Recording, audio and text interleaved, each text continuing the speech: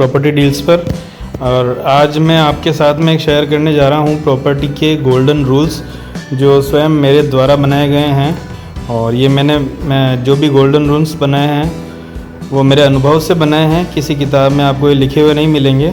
और इन रूल्स के अकॉर्डिंग अगर आप प्रॉपर्टी ख़रीदते हैं, बेचते हैं तो ज़रूर आप सक्सेस होंगे प्रॉपर्टी मार्केट के अंदर। सबसे पहला रूल है, कभी भी आपको कोई भी प्रॉपर्टी पसंद आए तो आप ले लीजिए।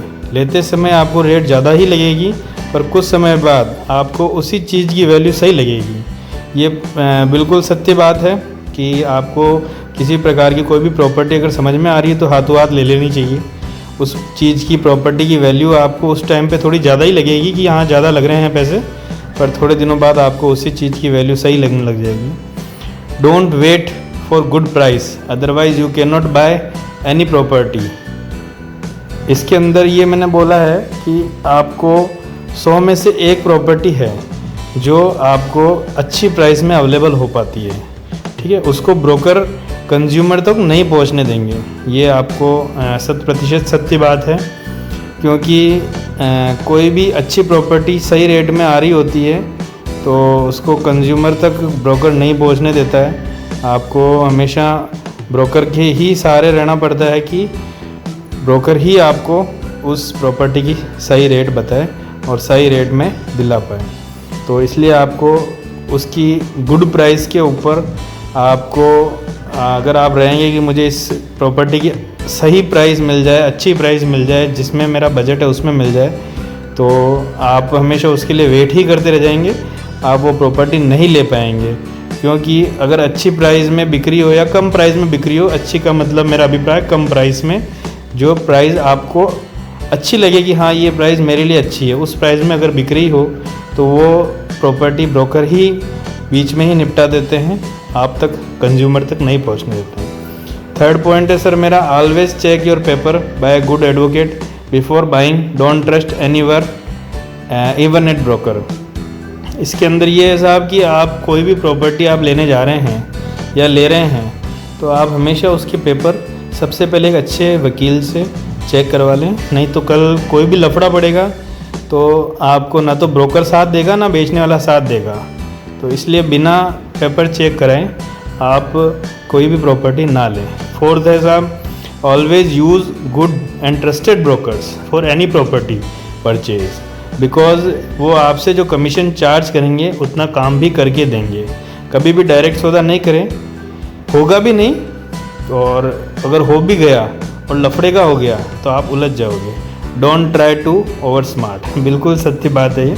इसमें क्या होता है साहब कि आप कभी जैसे चाहते हैं कि भाई मैं तो अपनी ब्रोकरेज बचा लूँ और किसी बिना ब्रोकर के ही मैं डायरेक्ट पार्टी से ही सौदा कर लूँ, मुझे पता चल गया कि भाई इस बंदे के पास में ये प्रॉपर्टी है।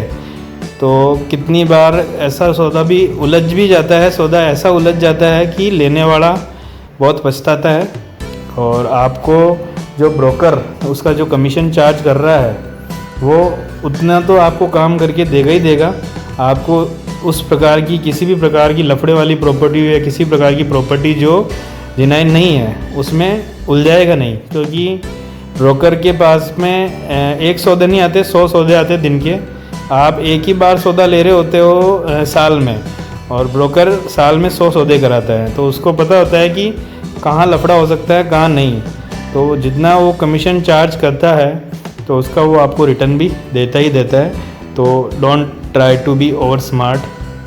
फिफ्थ पॉइंट है sir, don't purchase any property for trading only, buy for long investment, then only your money will double triple in few years. लेना देना करोगे तो एक भी सौदा उलझ गया तो सारा खाया पिया निकाल जाएगा। ये बिल्कुल सत्य बात है सर कि आपको कोई भी प्रॉपर्टी हमेशा लॉन्ग टर्म के ही लिए लेनी चाहिए। आपको किसी भी प्रकार की शॉर्ट टर्म के लिए कि मैं इस प्रॉपर्टी को इतने में ले लेता हूँ और इतने में बेच दूँगा, या फिर मैं जैसे इंटरेस्ट पे पैसे लेके आ गया और कोई प्रॉपर्टी मुझे मिल रही है तो वो मैंने ले ली, वापस मैं थोड़े दिनों बाद इसको इतने में बेच दूँगा। तो ये ट्रेडिंग पर्पज़ के लिए कभी प्रॉपर्टी ना ली जाती है ना दी जाती है, होना भी नहीं चाहिए। आप हमेशा प्रॉपर्टी लो तो लॉन्ग टर्म इन्वेस्टमेंट सोच के ही लेना चाहिए। 6 पॉइंट साहब, कभी भी कोई भी प्रॉपर्टी बहुत कम रेट में एज़ पर मार्केट रेट में मिलने की या देने की बात करें तो बिना जांचे परखे नहीं लें। 95% इस तरह की प्रॉपर्टी में लफड़ा होता है, पेपर्स इनकम्प्लीट होते हैं।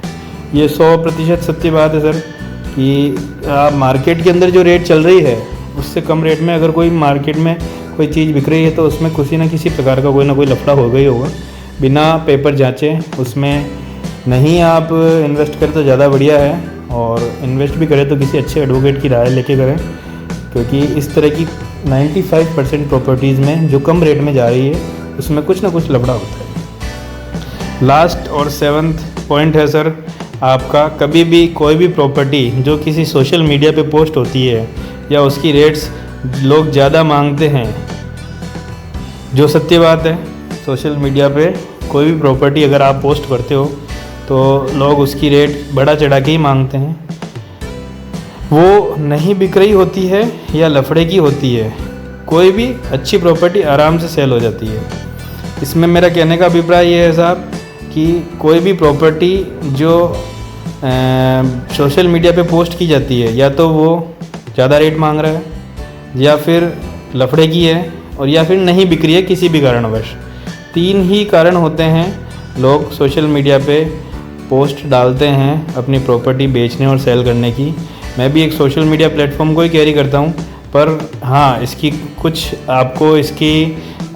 मेरिट्स है, कुछ डीमेरिट्स है। उनमें से एक डीमेरिट ये भी है कि इस 3 ही प्रकार की प्रॉपर्टियाँ ही सोशल मीडिया के ऊपर अपलोड की जाती है कि या तो वो ज़्यादा रेट मांगे या वो नहीं बिक रही है या किसी न किसी प्रकार के लफड़े की होती है।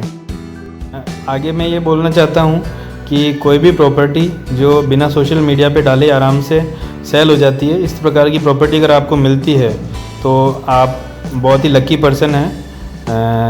जैसे मैंने लिख भी रखा है इसके अंदर कि कोई भी प्रॉपर्टी जो आराम से सेल हो जाती है बिना सोशल मीडिया पे डाले, if you get that property you are a lucky person.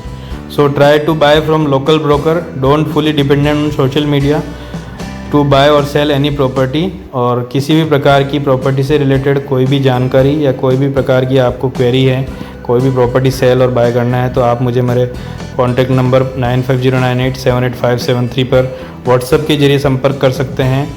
और इतना आपने अमूल्य समय दिया उसके लिए बहुत बहुत धन्यवाद।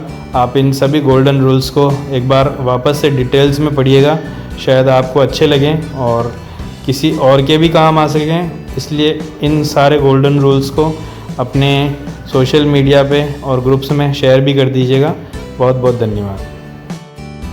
पूरा वीडियो देखा है आपने तो प्लीज़ कमेंट ज़रूर करिएगा आपको कैसे लगे ये गोल्डन रूल्स, और आप इसमें किस प्रकार का और कोई रूल जो आपको पता हो वो ऐड करना चाहते हैं तो मुझे कमेंट में ज़रूर बताइएगा। बहुत बहुत धन्यवाद।